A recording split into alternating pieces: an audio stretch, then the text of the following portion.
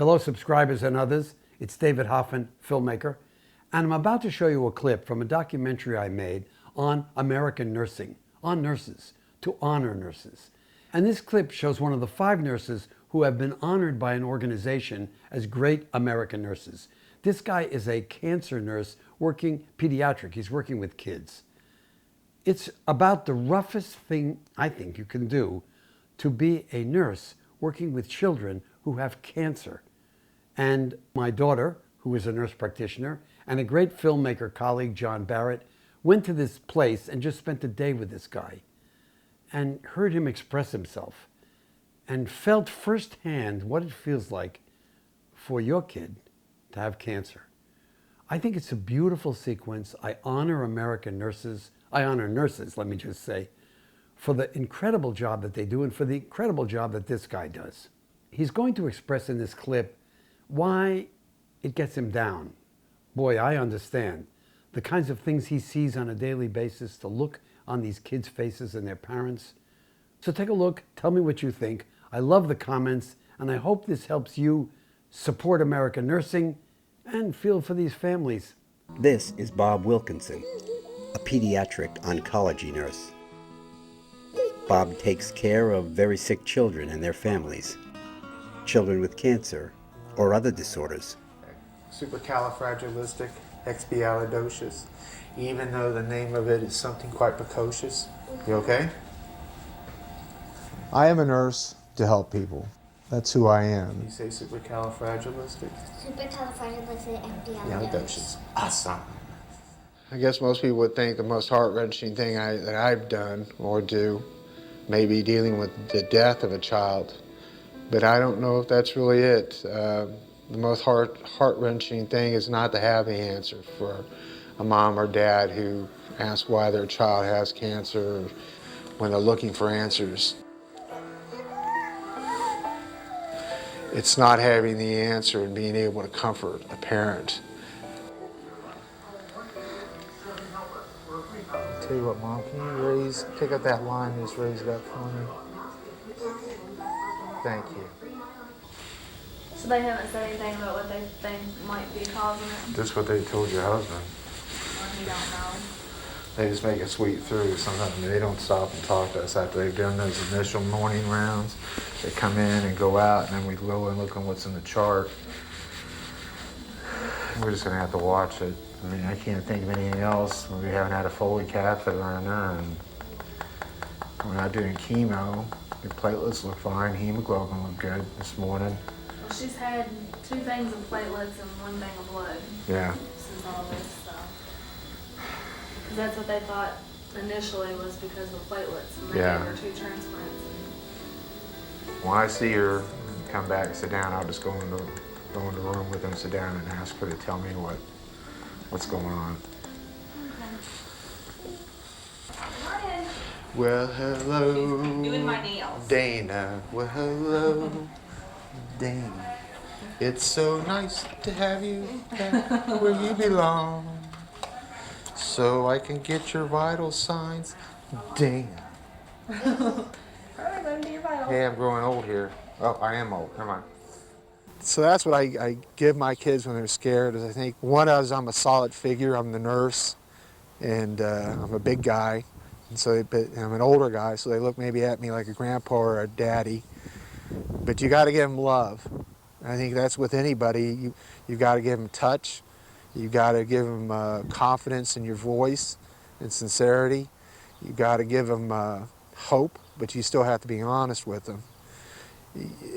Showing caring. I mean, people feel that. They see it in your eyes. When you come in as a nurse, I mean, they'll see it in your eyes. I've had kids tell me that, or parents. They'll see it, and they'll see it in your smile. It's everything. It's your whole entity. My grandfather used to work a steam shovel. You ever seen those steam shovels that dig big scoops of dirt and stuff?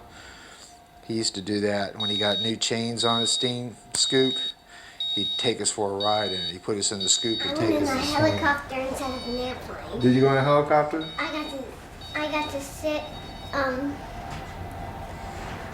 in Poppy's lap. Yeah? And I got to sometimes drive. Okay, you can run over there now. Yeah. Okay. We'll just stand here and watch this go down. Throat doing okay? You guys using that Paradex mouthwash? Have you gotten any sores in your mouth after chemo? You got to know how the nurses feel, how the patients feel, and how the families feel. And without that personal understanding, I think you can get lost in the machines and the beeps and the blips. Can I sit down on your bed? I'm getting old. I'm getting tired. So what are you gonna do when you go home? Eat what? Steak and shake? So what are you gonna get, onion rings? When they get onion rings? What do you usually get, steak and shake? Bless her heart, she doesn't smile anymore. You talk to her mama. So every time we go in there and we mess with her, she cries, so it's hard to make her feel good. I mean, Mom does with touching her, but you know, as a nurse, you want to make them feel better. You don't want them to cry when you're doing something with them, and on the whole, you can do something with most kids, but she's just so miserable.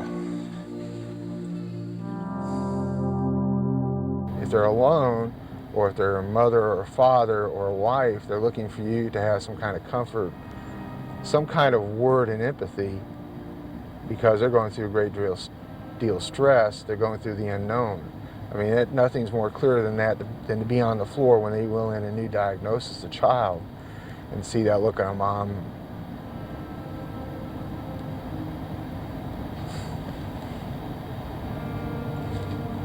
On a parent's face. I mean, especially if you're a parent, I mean, it's just like a kick in the gut.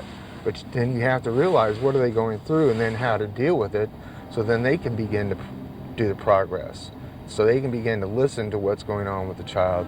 They can begin to prepare themselves to listen to the physician, to move on from there, because it doesn't stop. Yeah, so I asked you to watch over our troops overseas. Dad really likes to help people, and because his dad has a very good heart, and he loves to help people.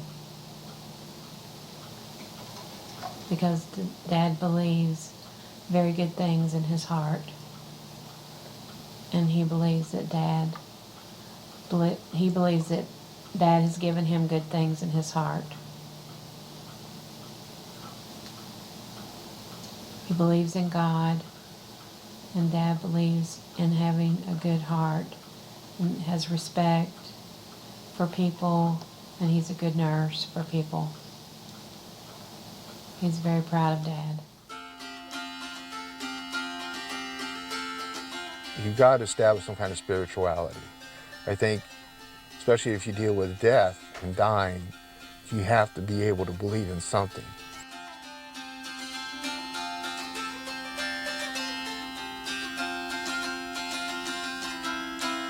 That's that dexamethasone. Yeah, there's just a little bit left in there. It didn't take it for some reason. This is the heart medicine, so the big one was that we had it before the chemo. So this is still okay.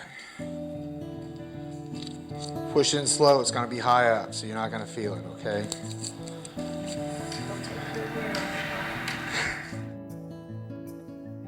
Only one person has asked me about dying. She was 18, and I had taken care of her for almost 3 years. I was sort of like her daddy figure, and I'd go sit on the bed and listen to her, and she'd talk about boyfriends and talk about her mom and dad and issues she had, and I'd make her laugh or I'd just let her cry. And then when she came back relapsed, that's the first time I ever had a child say, "I'm going to die." I said, "I don't know." That's all I could tell her, is I don't know. Yeah, it's emotional. And it always will be emotional for a nurse who cares for their child. And for me, it is.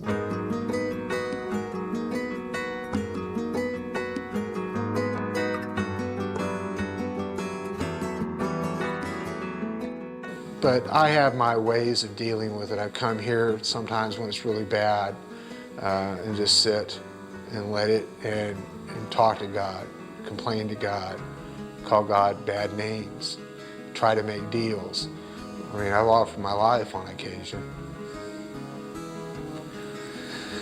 But he doesn't take me up on it.